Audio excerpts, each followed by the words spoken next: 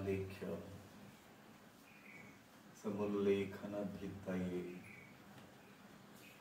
सच्चिदानंद रूपाय शिवाय परब्रह्मणे नमः। ओम शांति शांति शांति।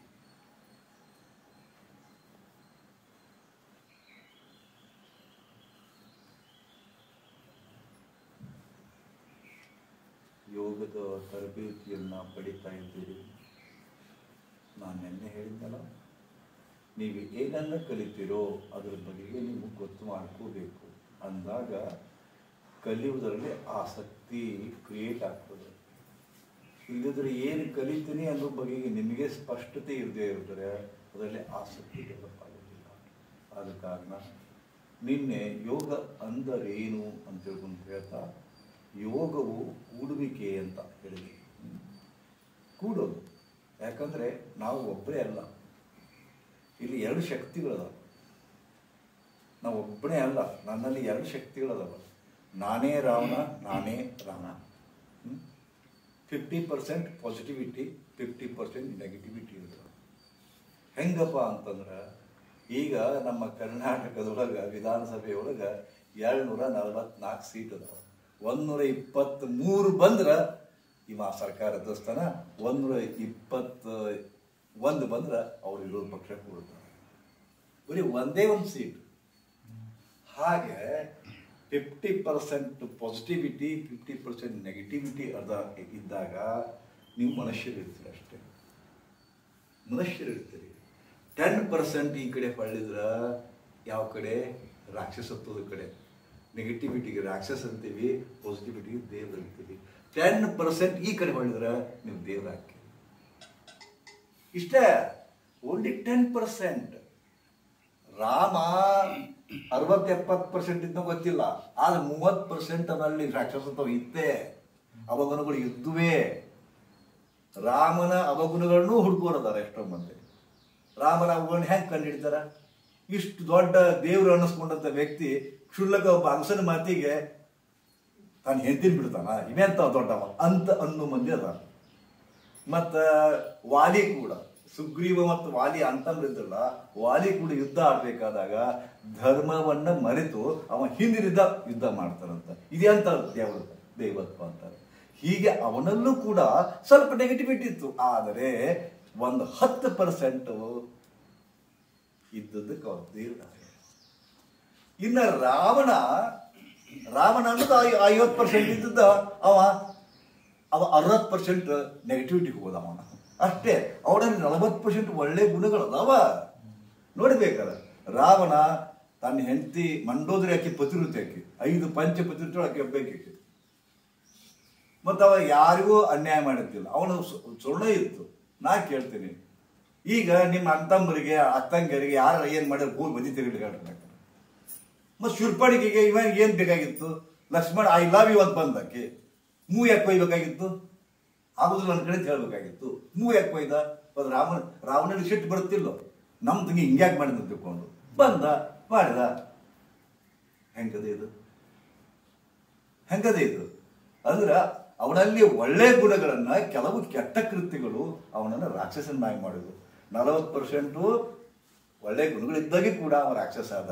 40% ಅವಗುಣಗಳಿದ್ದಾಗ ಕೂಡ ರಾಮ ಪರಮಾತ್ಮನಾದ. ಹಾಗೆ ನಾವು ಕೂಡ ನಮ್ಮಲ್ಲಿ ಅವಗುಣಗಳು ಅದಾವ, ಒಳ್ಳೆ ಗುಣಗಳು ಅದಾವ. ಒಂದಿಷ್ಟು ಪರ್ಸೆಂಟೇಜ್ ಹೆಚ್ಚದಪ್ಪ ಅಂದ್ರೆ ನೀವು ದೈವತ್ವಕ್ಕೆ ಹೋಗ್ತೀರಿ, ದೇವ್ರು ಹಾಕಿರಿ, ಮನುಷ್ಯತ್ವದಿಂದ ಮಾಧವತ್ವಕ್ಕೆ ಹೋಗ್ತೀರಿ. ಆದ್ರೆ ಇನ್ನೂ ಒಂದು ಲೆವೆಲ್ ಅದ. ಇನ್ನೂ ಒಂದು ಲೆವೆಲ್ ಯಾವ್ದಪ್ಪ ಅಂತಂದ್ರೆ ದಾನವತ್ವ ಅಂತ. ನೀವು ಅತ್ಯಂತ ಕಡಿಮೆ ಲೆವೆಲ್ಗೆ ಹೋದಾಗ ನೀವು ಪಕ್ಕ ದಾನವರಾಗ್ತೀರಿ. ನೀವು ಕೆಲವು ಮಂದಿ ಹೆಂಡ್ರಿಗೆ ಇಷ್ಟು ವಿಷಯ ಮಾಡ್ತಾರ, ಸಿಗರೇಟ್ ತಗೊಂಡು ಸುಡ್ತಾರ. ಅಯ್ಯೋ ಬ್ಯಾಡ, ಈಗಂತೂ ಲವ್ ಜಿಹಾದ್ಗಳಿಗೆ ಏನೇ ನಡೆದು ಬರ್ತದೆ. ಅಷ್ಟು ಕ್ರೂರ್ಯ ಮನಸ್ಸಿನಾಗ ಬರುತ್ತೇನು? ಅವರು ಸಾಕ್ಷಾತ್ ಭೂಲೋಕದ ರಾಕ್ಷಸರವರು, ಭೂಲೋಕದ ರಾಕ್ಷಸರವಲ್ಲ ಅವರು. ನೀವು ಮಾಡ್ಲಿಕ್ಕೆ ಶಕ್ಯವೇನ? ನೀವು ಮಾಡ್ಲಿಕ್ಕೆ ಶಕ್ಯವಾದನ? ಸಾಕ್ಷಾತ್ ರಾಕ್ಷಸರೇ. ಕೆಲವು ಮಂದಿ ತಮ್ಮದನ್ನ ಮರೆತು ಇಡೀ ಜಗತ್ತಿಗೆ ಹೆಲ್ಪ್ ಮಾಡ್ತಾರೆ. ತಾವು ದುಡಿದೆಲ್ಲ ಜಗತ್ತಿಗೆ ಕೊಡ್ತಾರೆ, ತಾವು ದುಡಿದೆಲ್ಲ ಸಮಾಜಕ್ಕೆ ಕೊಡ್ತಾರೆ. ಅವರು ದೇವರೇ ಆಗ್ತಾರೆ. ಹಾಗೆ ನಿಮ್ಮಲ್ಲಿ ಮನುಷ್ಯತ್ವದ, ಇದು ದಾನವತ್ವದ, ರಾಕ್ಷಸತ್ವದ, ಆ ಪಶುಗುಣಗಳು ಇದಕ್ಕಿಂತ ಹೆಚ್ಚಿಗೆ ಅಂದ್ರೆ ಪಶುಗುಣಗಳು. ಯಾಕೆ ಪಶುಗುಣಗಳು ಬಂದವಪ್ಪ ಅಂತಂದ್ರ, ಮನುಷ್ಯ 84 ಲಕ್ಷ ಜೀವರಾಶಿ ಒಳಗ ಹುಟ್ಟಿ ಬಂದಾನ, ಅಡ್ಡಾಡಿ ಬಂದಾನ.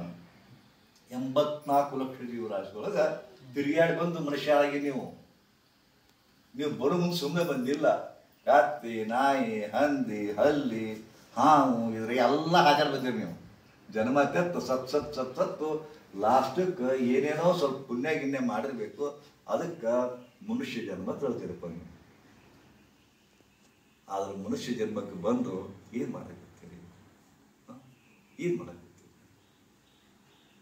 ಒಂದೊಂದಿಷ್ಟು ಗುಣಗಳನ್ನು ತರ್ತೀರಿ ನೀವು. ಅದಕ್ಕೆ ಮಂದಿ ಏನಂತ ನೋಡ್ರಿ, ಕತ್ತಿ ದುಡ್ದು ದುಡಿತಾನ್ರಿ ಅಂತ. ಕತ್ತಿ ದುಡ್ದಂಗೆ ದುಡಿತಾನ್ರಿ ಅಮ್ಮ ಪುಣ್ಯಾತ್ಮ.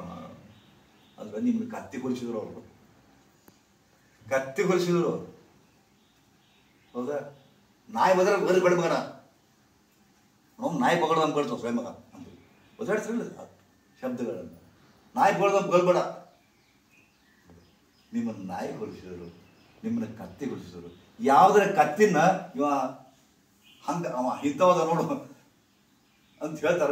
ಯಾವ್ದ್ರ ಕತ್ತಿಗೆ ಏನು ನೀನು ನಮ್ಮ ಚಿಕ್ಕಾಡಿ ಸಂಗಮಿಸಿದ್ದೀವಿ ಅಂತ ಹೇಳ್ತಾರ. ಯಾವ ಕತ್ತಿಗೆ ಹೋಲಿಸ್ತಾರೆ ನಿಮ್ಮನ್ನ ಕತ್ತಿ ಬಲಿಸೋದಿಲ್ಲ, ಕತ್ತಿ ನಿಮ್ಗೆ ಹೋಲಿಸ್ತಾರ. ಯಾಕೆ ಹೇಳಿ? ನಿಮ್ಮಲ್ಲಿ ಆ ಗುಣಗಳದಾವ, ಸ್ವಲ್ಪ ಗುಣಗಳು ಬಂದಾವ. ಅವು ಪಶು ಗುಣಗಳ ಪ್ರವೃತ್ತಿ ಅದಾವ. ಇವ್ನು ಕಳ್ಕೋಬೇಕು. ಇವನು ಕಳ್ಕೊಂಡಾಗ ನೀವು ಮನುಷ್ಯತ್ವ ಬರ್ತದ. ಮತ್ತು ಮನುಷ್ಯತ್ವದೊಳ ಸಾರ್ಥಕತೆ ಮಾಡಿಕೊಂಡಾಗ ದೈವತ್ವ ಬರ್ತದೆ. ಸೊ ಯೋಗ ಅನ್ನೋದು ನೀವು ರಾಕ್ಷಸತ್ವದಿಂದ ಮನುಷ್ಯತ್ವಕ್ಕೆ, ಮನುಷ್ಯತ್ವದಿಂದ ಮಾನವತ್ವಕ್ಕೆ ಹೋಗ್ತಕ್ಕಂಥ ಒಂದು ಆವಿಷ್ಕಾರ ಮಾಡಿದಾರೆ. ನೀವು ಅದನ್ನೇ ಹಿಡ್ಕೊಂಡ್ಬಿಟ್ಟಿರಿ. ಪತಂಜಲಿ ಮಹರ್ಷಿ ಹೇಳಿದ, ನೀವು ನೋಡಪ್ಪ, ನೀವು ನಿಮ್ಮ ಹೊಟ್ಟೆಗೆ ಇಟ್ಟು ಬರಬಾರ್ದು, ಚಂದಾಗಿರ್ಬೇಕು, ನಿಮ್ಮ ಹೊಟ್ಟೆ ಹಸಿಬೇಕು, ಪಚನ ಕ್ರಿಯೆ ಆಗಬೇಕು, ಅದಕ್ಕೆ ನಿಮ್ಮ ಆರೋಗ್ಯ, ಶಾರೀರಿಕ ಆರೋಗ್ಯ ಸರಿ ಇರಬೇಕು, ಅದಕ್ಕೆ ನೀವು ಆಸನ ಹಾಕಪ್ಪ ಅಂದರು. ಮಸ್ತ್ ಐತಿ ಬಿಡು, ಇದಾ ಯೋಗ ಅಂತ ತಿಳ್ಕೊಂಡ್ಬಿಟ್ರಿ ನೀವು. ಅಷ್ಟು ನೀವು ಅಷ್ಟೇ ಅಲ್ರಿ, ಜಗತ್ತಿನ 95% ಜನ ಯೋಗ ಮಾಡುವ ಒಟ್ಟರು ಅದೇ ಯೋಗ ಅಂತ ತಿಳ್ಕೊಂಡ್ಬಿಟ್ಟಾರ. ಅವರು ದೊಡ್ಡ ದೊಡ್ಡ ಸ್ವಾಮಿಗಳು, ದೊಡ್ಡ ದೊಡ್ಡ ಯೋಗಿಗಳು ಭ್ರಮಿಸ್ಯಾರ. ಅವರು ನಾನು ಮಾಡ್ತಾ ಇರೋದು ಯೋಗ, ನಾನು ಕಲಿಸ್ತಾ ಇರೋದು ಯೋಗ ಅಂತ ತಿಳ್ಕೊಂಡು ಇವ್ರು ತಿಳ್ಕೊಂಡಾರ. ನಾ ಕಲಿತಾ ಇರೋದು ಯೋಗ ಅಂತ ನೀವು ತಿಳ್ಕೊಂಡಿರಿ. ಯೋಗ ಅಲ್ವೇ ಅಲ್ರಿ, ಯೋಗ ಅಲ್ವೇ ಅಲ್ಲ. ನೋಡಿ, ಜಗತ್ತಿನ ತುಂಬ ಇವತ್ತು because of our prime minister, because of our Ramdev Baba ಇವತ್ತು ಜಗತ್ ವಿಖ್ಯಾತ ಆಗಿದೆ. ಜಗತ್ತಿನ ಭಯಂಕರ ಜನ ಮಾಡ್ತಾರೆ. ಬಟ್ ನಾ ಕೇಳ್ತೀನಿ, ಒಂದಿಷ್ಟರ ಅತ್ಯಾಚಾರ ನಿಂತಿದೆಯಾ? ಒಂದಿಷ್ಟರ ಭ್ರಷ್ಟಾಚಾರ ನಿಂತಿದೆಯಾ? ಹೀರ್ತಾರ್ರಿ. ಮೊದಲು ಬರೀ 5 ರೂಪಾಯಿ ತಗೊಂಡೋಗಿ ಭ್ರಷ್ಟಾಚಾರ ಅಂತಿದ್ರು. ಇವತ್ತು 40,000 ಕೋಟಿ ತಗೊಂಡಾರ ಅದು ಸಹಿತ ಭ್ರಷ್ಟಾಚಾರ ಅಂತ ಯಾರು ನೋಡ್ತಾರೆ? ನಮ್ಮನ್ನ ಮಂದಿ ಇದ್ದಿಲ್ಲ. ಅವ್ರು ಸಂಜೆ ಮುಂದೆ ಹೋಗಿ ಯೋಗ ಮಾಡ್ಬರ್ತಾರ. ರಾಹುಲ್ ಗಾಂಧಿನೂ ಹೋಗಿ ಯೋಗ ಮಾಡ್ಬರ್ತಾರ. ಬೊಮ್ಮಾಯಿನೂ ಹೋಗಿ ಯೋಗ ಮಾಡ್ತಾರೆ. ಇವರೆಲ್ಲ ರಾಜಕಾರಣಿಗಳು ಲೂಟಿ ಮಾಡಕ್ ಹತ್ತಿರ ಪ್ರಜಾ ಬೊಕ್ಕೂಸವನ್ನ ಒಂದಿಲ್ಲ ಅವ್ರವ್ರ ಹಂತದೊಳಗ. ಮತ್ತು ಅವ್ರ ಯೋಗಿಗಳ ಇದು ಯೋಗವಾ? ನನ್ನ ಪ್ರಶ್ನೆ ಇದು. ನೀವು ಹಿಂಸೆ ಮಾಡೋದು ತಪ್ತಾ? ನಿಮ್ಮ ಹೆಂಡ್ರಿ ಹೊಡಿದ್ ತಪ್ತಾ? ನಿಮ್ಮ ಹೆಂಡ್ರಿ ಮನಸ್ಸನ್ನು ನುಸಿದ್ ತಪ್ತಾ? ಯೋಗ ಮಾಡ್ತೀರಿ, ಸಂಜೆ ಮುಂದೆ ಹೋಗಿ ಬಾರ್ನಾಗ ಕೂಡ್ತೀರಿ. ಯೋಗ ಮಾಡ್ತೀರಿ, ಸಂಜೆ ಮುಂದೆ ಗುಡಿಗೆ ನುಗ್ತೀರಿ ನಿದ್ದೆ ಬರಾಕ. ಯೋಗ ಅಂದ್ರೆ ಇದೆಲ್ಲ ಸ್ವಲ್ಪ ತಿಳ್ಕೊರಿಲ್ಲ. ಇದಕ್ಕೆ ಯೋಗ ಅಂತಾರ? ಇದಕ್ಕೆ ಯೋಗ ಅಂತಾರೇನು? ನೀವೇ ಪ್ರಶ್ನೆ ಹಾಕೋರಿಲ್ಲ. ಸ್ವಲ್ಪ ವಿಚಾರ ಮಾಡಲ್ಲ. ನಿಮಗೂ ಬುದ್ಧಿ ಅದ. ಇದು ಹೇಗೆ ಯೋಗ ಆಗುತ್ತೆ? ಅದಕ್ಕೆ ಅವರು ಯೋಗಿಗಳು ಏನಂದ್ರು, ವ್ಯಾಖ್ಯಾನಗಳನ್ನು ಕೊಟ್ಟರು. ಯೋಗ ಅಂದ್ರೆ ಅದು ಮತ್ತು ಇದು ಅಲ್ರಿಪ್ಪ. ಯೋಗ ಅಂದ್ರೆ ಏನು ಗೊತ್ತದೆ ನಿಮಗೆ? ಹೇಳ್ತಾರ, ಸರ್ವಚಿಂತಾ ಪರಿತ್ಯಾಗ, ಸರ್ವಚಿಂತಾ ಪರಿತ್ಯಾಗ ನಿಶ್ಚಿಂತಂ ಯೋಗ ಮುಚ್ಚತೆ. ತಮ್ಗಳ ಎಲ್ಲ ಚಿಂತೆ ದೂರ ಸರಿಸಿ ಯಾವಾಗ ನಿಮ್ಮ ಮನಸ್ಸು ನಿಶ್ಚಿಂತ ಸ್ಥಿತಿ ಬರ್ತದ ಅದಕ್ಕೆ ಯೋಗ ಅಂತಾರಪ್ಪ. ಅದು ಯೋಗದ ಸ್ಥಿತಿ ರೀಪ್ಪ ಅಂದ್ರು. ಹೇಳ್ರಿ, ಯಾರು ನಿಶ್ಚಿಂತದಿರಿ? ಜಗತ್ತಿನಾಗ ಯಾರು ನಿಶ್ಚಿಂತ ಪುರುಷದಾರ ಹೇಳ್ರಿ. ಒಬ್ಬರು ನೋಡ್ರಿ, ನಿಶ್ಚಿಂತವಾಗಿರೋರು. ನಿಶ್ಚಿಂತವಾಗಿರೋರನ್ನ ಯಾರನ್ನಾದ್ರೂ ನೋಡಿದ್ದೀರಾ? ನಾ ಇಬ್ಬರನ್ನು ನೋಡಿದ್ದೀನಿ. ಯಾರ್ಯಾರು? ಒಬ್ಬ ಸತ್ತಾವ ನಿಶ್ಚಿಂತ, ಒಬ್ಬ ಹುಚ್ಚ. ಒಬ್ಬ ಹುಚ್ಚ ನಿಶ್ಚಿಂತದನ, ಒಬ್ಬ ಸತ್ತಾವ ನಿಶ್ಚಿಂತದನ. ಹುಡುಕಿದವರಷ್ಟು ಚಿಂತೆ ಸಾಯಕತ್ತೇವ. ಎಷ್ಟು ಚಿಂತೆ ಮಾಡ್ತೀವಿ ನಿಮ್ಗೆ ಗೊತ್ತೇ ಇಲ್ಲ. ಒಂದು ಚಿಂತೆ ನಿಮ್ಮನ್ನು ಏನು ಮಾಡ್ತದೆ ಗೊತ್ತಿಲ್ಲ. ಒಂದು ಚಿಂತೆ ನಿಮಗೆ ಬಿ ಪಿ ತರಿಸ್ತದ, ಒಂದು ಚಿಂತೆ ನಿಮಗೆ ಡಯಾಬಿಟಿಸ್ ತರಿಸ್ತದ, ಒಂದು ಚಿಂತೆ ನಿಮಗೆ ಕ್ಯಾನ್ಸರ್ ತರಾಕತ್ತೈತಿ. ನಿಮ್ಗೆ ಗೊತ್ತಾಗ್ತಾ ಇಲ್ಲ. ಇವತ್ತ ನಿಮ್ಮ ಹತ್ರ ಎಲ್ಲಾದ ಕೋಟಿಗಟ್ಟಲೆ ದುಡ್ಡದ, ಹೋಗ್ ಮುಂದೆ ಒಯ್ಯುದಿಲ್ಲ ಗೊತ್ತೈತಿ. ಆದ್ರೂ ಅದರಿಂದ ಬಿದ್ದಾರ, ಅದು ಗೊತ್ತೈತಿ. ಬಿದ್ದಾರ ಅನ್ನೋದು ಗೊತ್ತೈತಿ, ಹಿಂದೆ ಹೋಗ್ಯಾರ ಅನ್ನೋದು ಗೊತ್ತೈತಿ. ಅದು ನಿಮ್ಮ ಚಿಂತೆಯನ್ನು ಕಡಿಮೆ ಮಾಡ್ಲಿಕ್ಕೆ ಫೇಲ್ ಆಗ್ಯದ. ಚಿಂತೆಯನ್ನು ಕಡಿಮೆ ಮಾಡ್ತದ ಭಾಳ ಗುಳಿಗೆ ಕೊಡ್ತದ, ನಿದ್ದೆ ಗುಳಿಗೆ. ಟೆನ್ಷನ್ ಬಂದಪ್ಪ ಅಂದ್ರೆ ಅವ್ರು ಕೊಡೋದು ನಿದ್ದೆ ಗುಳಿಗೆ. ಟೆನ್ಷನ್ ಬಂದತ್ತಪ್ಪ ಅಂದ್ರೆ ಅವ್ರು ಕೊಡೋದು ನಿದ್ದೆ ಗುಳಿಗೆ. ಅಂದ್ರೆ ಎಲ್ಲ ಮನಸ್ಸು ಭ್ರಮದೊಳಗೆ ಹೋಗ್ಬಿಡ್ತೀವಿ ನೀವು. ಟೆನ್ಷನ್ನೇ ಇರುತ್ತಿಲ್ಲ. ನಿಶ್ಚಿಂತತೆ. ಯಾಕೆ ನಿಶ್ಚಿಂತತೆ ಅಂತ ಹೇಳಿದ್ರಪ್ಪ ಅಂತಂದ್ರೆ, ನಿಮ್ಮ ಮನಸ್ಸ ಮನ ಏವ ಕಾರಣಾನಾಂ ಮನುಷ್ಯಾನಾಂ ಬಂಧ ಮೋಕ್ಷಯೋ. ನಿಮ್ಮ ದುಃಖಕ್ಕೆ, ನಿಮ್ಮ ಸುಖಕ್ಕೆ ನಿಮ್ಮ ಮನಸ್ಸೇ ಕಾರಣ ರೀ. ನಿಮ್ಮ ಮನಸ್ಸೇ ಕಾರಣ.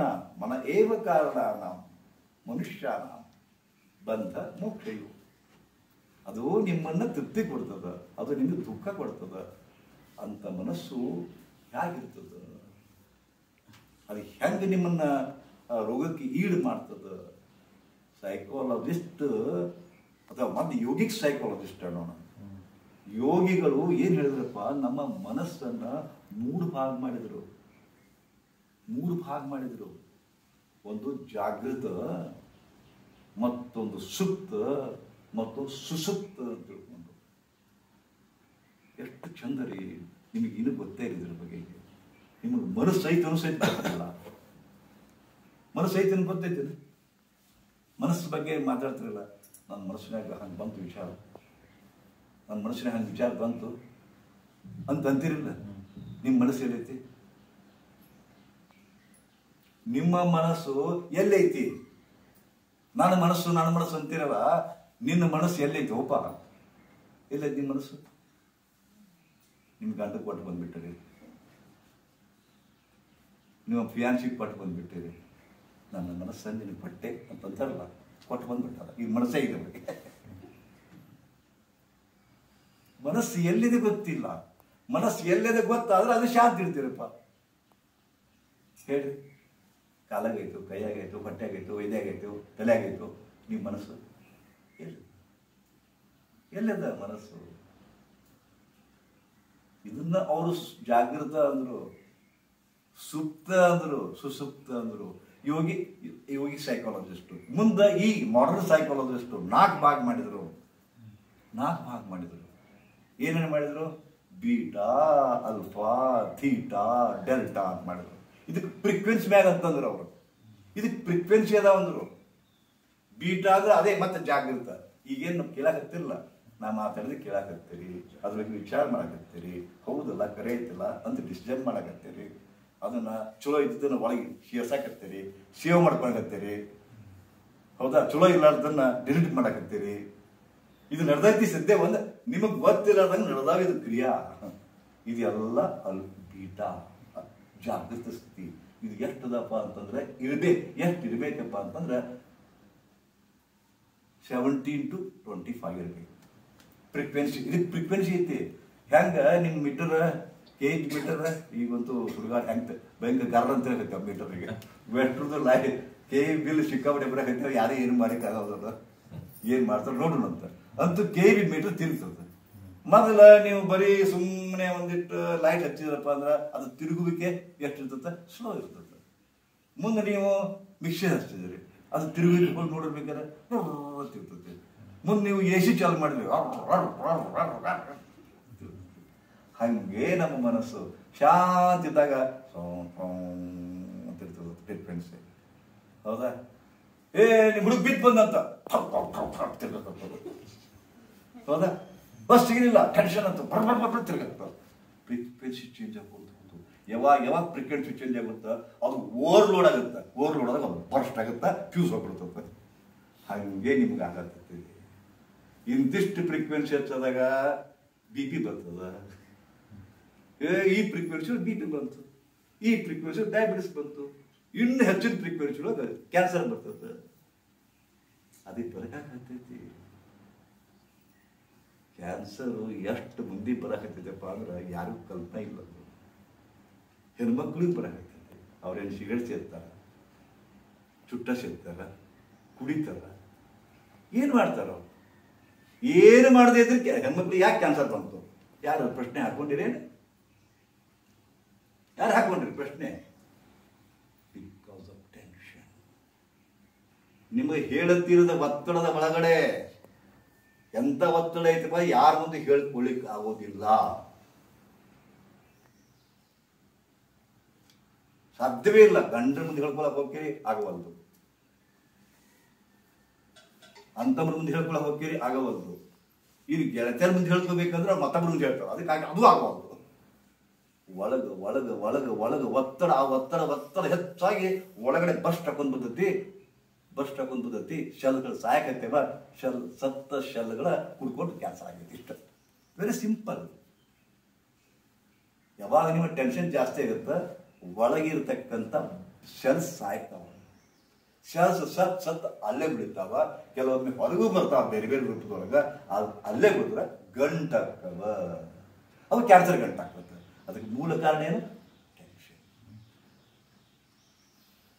ಅದಕ್ಕೆ ಶಾಂತಿ ಇರಬೇಕು. ಅದು ಶಾಂತಿ ಇರಬೇಕು ಅನ್ನೋದು ಗೊತ್ತೈತಿ.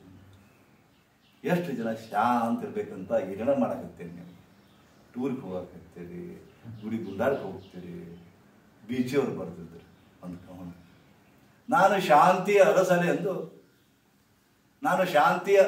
ಎಂದು ಗಿರಿ ಗಂಹರಗಳ ಸುತ್ತಿದೆ, ಸಿಗಲಿಲ್ಲ ಶಾಂತಿ. ನಾನು ಶಾಂತಿಯ ಅರಸಲೆಂದು ಬೀರು ಬಾರಗಳು ಅಡ್ಡಾಡಿ ವಿಧ ವಿಧವಾದ ವೈನ್ಗಳನ್ನು ಕುಡಿದೆ, ಸಿಗಲಿಲ್ಲ ಶಾಂತಿ.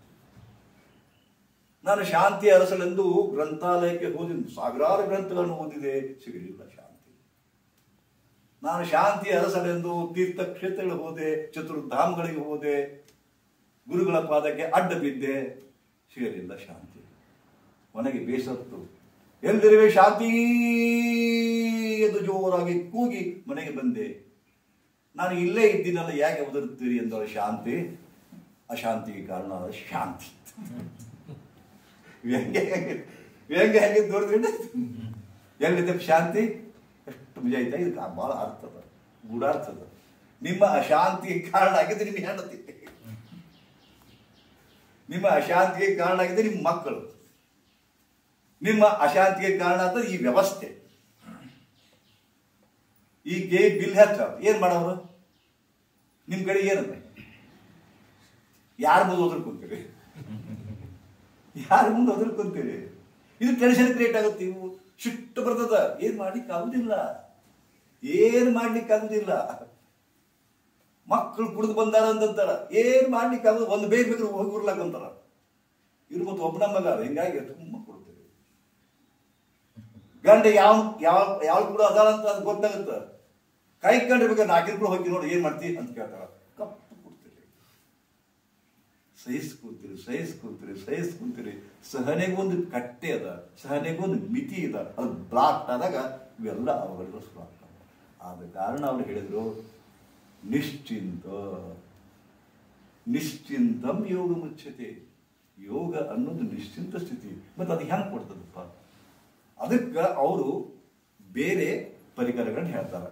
ಪ್ರಾಣಾಯಾಮ ಮಾಡ್ರಿ, ನಿಶ್ಚಿಂತ ಆಗಿರಿ. ಧ್ಯಾನ ಮಾಡ್ರಿ, ನಿಶ್ಚಿಂತ ಆಗಿ. ಇವು ನಿಮ್ಮ ಚಿತ್ತವನ್ನ, ನಿಮ್ಮ ಮನಸ್ಸನ್ನ ನಿಶ್ಚಿಂತವಾಗಿರೋ ಪ್ರಕ್ರಿಯೆಗಳಿವು. ಗೊತ್ತಾಯ್ತಲ್ಲ? ಅದಕ್ಕೆ ಯೋಗ ಅನ್ನೋದು ನೀವೇನು ತಿಳ್ಕೊಂಡಿರಲ್ಲ. ಆಸನ, ಪ್ರಾಣಾಯಾಮ ಇವೆಲ್ಲವೂ ಯೋಗದ ಅಂಶಗಳೇ. ಬಟ್ ಒಂದು ಅಂಶವನ್ನು ಹಿಡ್ಕೊಂಡ್ಬಿಟ್ರಿ, ಇದೇ ಅಂತ ತಿಳ್ಕೊಂಡ್ಬಿಟ್ರಿ. ಅಲ್ಲ, ಪೂರ ಅದ. ಪೂರ ಅದ.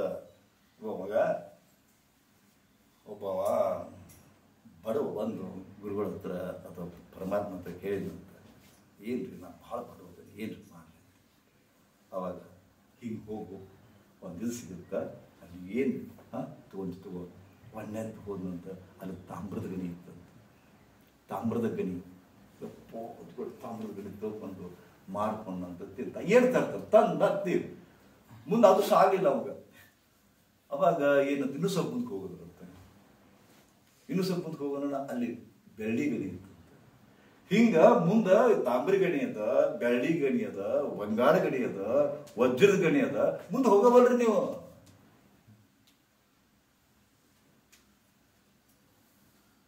ಒಂದೇದ್ದು ನೀವು ಯಮ ಮತ್ತು ನಿಯಮ ಅನ್ನೋ 2 ಅಂಶಗಳನ್ನ ಬಿಟ್ರಿ. ಅದು ನೀವು ಹಂಗಿದ್ದುಕೊಂಡು ನೀವು ಮುಂದೆ ಬರಬೇಕಾಗಿತ್ತು. ಆದ್ರೆ ಅವ್ನು ಬಿಟ್ರಿ ತಮಗದ್ದುಕೊಂಡು 3ನೇ ಮೆಟ್ಲ ಜಿಗಿದು ಯೋಗಾಸನಗಳು ಹಿಡ್ಕೊಂಡ್ರಿ. ಮಸ್ತ್ ಬಿಡು ತಾಮ್ರ ಗಣಿನ ಸಾಕ ಈಟ ಅಂತ ಕುಂತು ಬಿಟ್ರಿ. ಮುಂದೆ ಬಂಗಾರ ಗಣಿ ಬಿಟ್ರಿ, ಬೆಳ್ಳಿ ಗಣಿ ಬಿಟ್ರಿ, ವಜ್ರದ ಗಣಿ ಬಿಟ್ರಿ. ಇದ ಸಾಕಪ್ಪ ಅಂತ ತಿಳ್ಕೊಂಡ್ಬಿಟ್ರಿ. ಮತ್ತೆ ಏನು ಬೇಕು ಏನು ಬೇಕು ನೀವು? ಅದು ಮುಂದಕ್ಕೆ ಹೋಗ್ರಿ, ಇದರ ಆಚೆ ಹೋಗ್ರಿ. ಅಲ್ಲಿ ನಿಮಗೆ ನಿಶ್ಚಿಂತತ್ವ ಸಿಗುತ್ತೆ. ಅಲ್ಲಿ ನಿಮಗೆ ಬದುಕಿನ ಒಂದು ಪೂರ್ಣ ಘಟ್ಟವನ್ನು ಮುಡ್ತೀರಿ.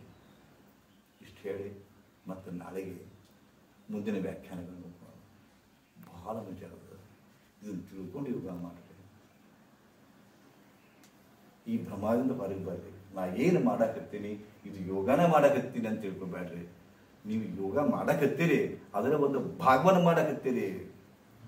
ನೀವು ಆಸನಗಳನ್ನ ಹಾಕಕತ್ತೀರಿ. ಈ ಆಸನಗಳನ್ನ ಯೋಗಿಗಳು ಯಾಕೆ ಇಟ್ಟರಪ್ಪ ಅಂತಂದ್ರೆ ತನು ಮನ ಶುದ್ಧಿ ಮಾಡ್ಕೋಬೇಕು. ತನು ಮನ ಶುದ್ಧಿ ಮಾಡ್ಕೊಂಡು ಮುಂದುವರಿರಿ. ಮನಸ್ಸಿನ ಶುದ್ಧೀಕರಣಕ್ಕಾಗಿ ಪ್ರಾಣಾಯಾಮ, ತನುವಿನ ಶುದ್ಧಿಗಾಗಿ ಆಸನಗಳು ಅದಾವ. ನೀವು ಅವನ್ನ ಹಿಡ್ಕೊಂಡ್ಬಿಟ್ರಿ. ಇದೇ ಯೋಗ ಅಂತ ಭ್ರಮಿಸಿದ್ರೆ ನೀವು. ಇದಕ್ಕೆ ತಪ್ಪು ಯಾರ್ದು ಅಲ್ಲ. ಒಂದು ಹಂತ ಇತ್ತು. ಪಟ್ಟಾಭಿರಾಮ್ ಜೋಯಿಸ್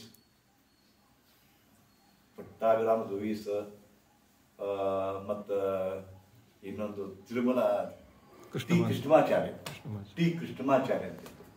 ಆನಂತರ ಅವರದೇ ಬಳಗದೊಳಗೆ BKS ಅಯ್ಯಂಗಾರ್ ಅಂತಿದ್ರು.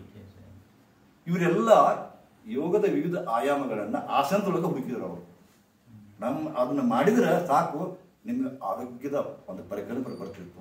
ನಾನು ಚಂದ ಇದ್ದೀನಪ್ಪ ಅಂತ ಇದನ್ನೇ ಭ್ರಮಿಸಿದ್ರು. ಮುಗೀತು. ಅಲ್ಲಿಂದ ಶುರು ಆಯಿತು. ಆಸನಗಳೇ ಯೋಗ ಅನ್ನೋದು ಪರಿಕಲ್ಪನೆ ಹುಟ್ಟಿದ್ದೇ ಆಗಿತ್ತು. ಅವರ ಆಚೆ ಇದು ಇರಲಿಲ್ಲ. ಇದು ಪರಂಪರೆ ಬಂತು. ಎಷ್ಟು ಚಲೋ ಅಂತ ಮತ್ತೆ ಆಗತ್ತ. ಈ ಯೋಗಾಸನ ಮಾಡಿದ್ರು ಕೂಡ ನಿಮ್ಮ ಮನಸ್ಸು ಪ್ರಸನ್ನ ಆಗುತ್ತೆ. ಇಷ್ಟ ಒಂಥರ ಲವಲವಿಕೆ ಬರ್ತದ, ಒಂಥರ ಹೊಟ್ಟೆ ಕಮ್ಮಿ ಆದಂಗೆ ಅನ್ಸುತ್ತೆ, ಒಂಥರ ಗ್ಯಾಸ್ಟ್ರಿಕ್ ಪ್ರಾಬ್ಲಮ್ ಕಮ್ಮಿ ಅನ್ಸುತ್ತೆ, ಒಂದಿಷ್ಟು BP ಕಮ್ಮಿ ಅನ್ಸುತ್ತೆ. ಸಾಕು, ಇಷ್ಟು ಸಾಕು. BP ಕಮ್ಮಿ ಆಗುತ್ತೆ, ಮತ್ತೆ ಟೆನ್ಷನ್, ಮತ್ತೆ BP ಬರ್ತದ. ಇದು ಹೆಂಗಪ್ಪ ಅಂದ್ರೆ ಯೋಗವು ಕೂಡ ಒಂದು ಗುಡಿಗೆ ನುಂಗಿದಂಗಂತ. ಎಲ್ಲಿ ಮಠ ನೀವು ತಲೆನೋವು ಗುಡಿಗೆ ನುಂಗ್ಕೊಂತಿರ್ತೀರಿ, ತನ್ನ ಕಮ್ಮಿ ಇರುತ್ತ ಬಿಟ್ರಿ. ಕಾರಣ ಯೋಗವು ಒಂದು ಸ್ಥಿತಿ. ಅದು ಒಂದೇ ಲಾಸ್ಟ್ ಒಂದು ಹೇಳ್ತದ. ಏನಪ್ಪಾ ಅಂದ್ರೆ ಯೋಗ ಅಂದ್ರೆ ಏನಪ್ಪಾ ಅಂತಂದ್ರೆ ಹೇಳ್ತಾರ, ಇದು ವಂಡರ್ಫುಲ್. ಏನು ವಾಟ್ ಈಸ್ ಯೋಗ ಅನ್ನೋದಕ್ಕೆ ಒಂದು ಡೆಫಿನೇಷನ್ ಕೊಡ್ತಾರೆ. Yoga is the science of self realisation. Yoga is the science of self realisation. Yoga ಅಂದ್ರೆ ಏನಪ್ಪಾ ಅಂತಂತಂದ್ರ ಆತ್ಮದ ಸಾಕ್ಷಾತ್ಕಾರ. ಮತ್ತೆ ಪ್ರಶ್ನೆ ಹಾಕೊಳ್ಳಬೇಡಿ. ಇದನ್ನ ಒಂದು ಮನಸ್ಸಿನಾಗ ಇಟ್ಕೊಂಡ್ಬಿಡ್ರಿ. ಇವೆಲ್ಲ ಯೋಗ, ಚಿತ್ತವೃತ್ತಿ ನಿರೋಧ ಇವೆಲ್ಲ ಬಿಟ್ಟು ಬಿಡಿಸ್ತದೆ. ಬಟ್ ಅಂತಿಮ ಗುರಿ, ಯೋಗದ ಅಂತಿಮ ಗುರಿ ಅದು ಆತ್ಮದ ಸಾಕ್ಷಾತ್ಕಾರ. ಅದಕ್ಕೆ ಯೋಗ ಅಂತಾರೆ. It is the science of self realisation. ಆತ್ಮ ಸಾಕ್ಷಾತ್ಕಾರವೇ ಯೋಗ. ಇದು ಎಂದೆಂದು ಮರೆಯಾಗಿ ನಿಮ್ಮ ಸಾಯುವವರೆಗೂ ಈ ವಾಕ್ಯವನ್ನು ನೆನಪಿಟ್ಬಿಟ್ರಿ. ಇದು ಯೋಗ. ಗೊತ್ತಾಯ್ತಲ್ಲ? ಇನ್ನು ಮುಂದೆ ಆತ್ಮ ಎಲ್ಲದನ ಸಾಕ್ಷಾತ್ಕಾರ ಹ್ಯಾಂಗೆ ಮಾಡ್ಕೊಳ್ಳೋದು ಮುಂದೆ ನೋಡೋದು. ಶ್ರೀ ಗುರುದೇವ್.